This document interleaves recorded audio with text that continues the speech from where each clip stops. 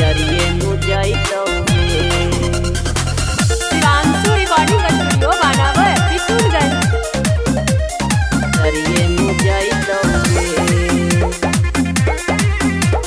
Mix by मनी आर्या। आगे खाए ला दे देना के करो खाके तरिए नु जाइतौगे। आगे खाए ला दे देना के करो खाके तरिए नु जाइतौगे। क्या काकर में धनमा बचा के कदी नजरिए नु जाइतौगे। अच्छा काकर में धनमा बचा के कदी नजरिए नु जाइतौगे। मजा मरद के ले ले मनमा भरिए नु जाइतौगे।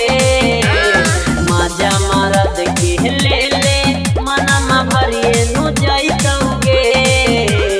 काकर में धनमा बचा के कदी नजरिए नु जाइतौगे। काकर में धनमा बचा के कदी नजरिए नु जाइतौगे। अभी दे देगे कुछ भी बोलते हो है ना, दे देगे कुछ भी बोलते हो है ना। म्यूजिक बाय काकर में धनमा बचा के कदी नजरिए नु जाइतौगे। जबले जवानी हो ये जान खुद के नाता बात में रह जाइतौ। टाइट देहिया झूल के, टाइट देहिया झूल के। जबले जवानी हो जिले जान खुल के नाता बात में रह जाइतौ। टाइट देहिया झूल के पहले से ज्यादा रुपवा तोर सवरिए नु जाइतौगे। पहले से ज्यादा रुपवा तोर सवरिए नु जाइतौगे। काकर में धनमा बचा के कदी नजरिए नु जाइतौगे। आगे काकर में धनमा बचा के कदी नजरिए नु जाइतौगे। दे देगे कुछ भी बोलते हो है ना, दे देगे कुछ भी बोलते हो है ना। म्यूजिक बाय निशान। काकर में धनमा बचा के कदी नजरिए नु जाइतौगे।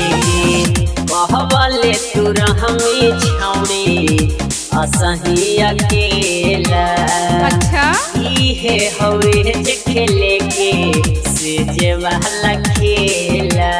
सुनिए जे वाला खेला।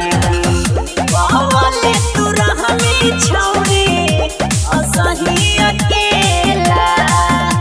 इहे हवे जे खेले के से जे वाला खेला। रितेश दीवाना से मिल में तब फायदा करिए नु जाइतौगे। अच्छा सुनी टाइगरवा से मिल में तब फायदा करिए नु जाइतौगे।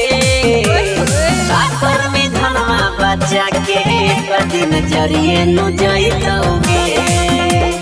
काकर में धनमा बचा के कदी नजरिए नु जाइतौगे। आगे सुन लेगे मत कुछ भी बोलते हो है ना। शिवांशु रिकॉर्डिंग स्टूडियो बानावर किशनगंज।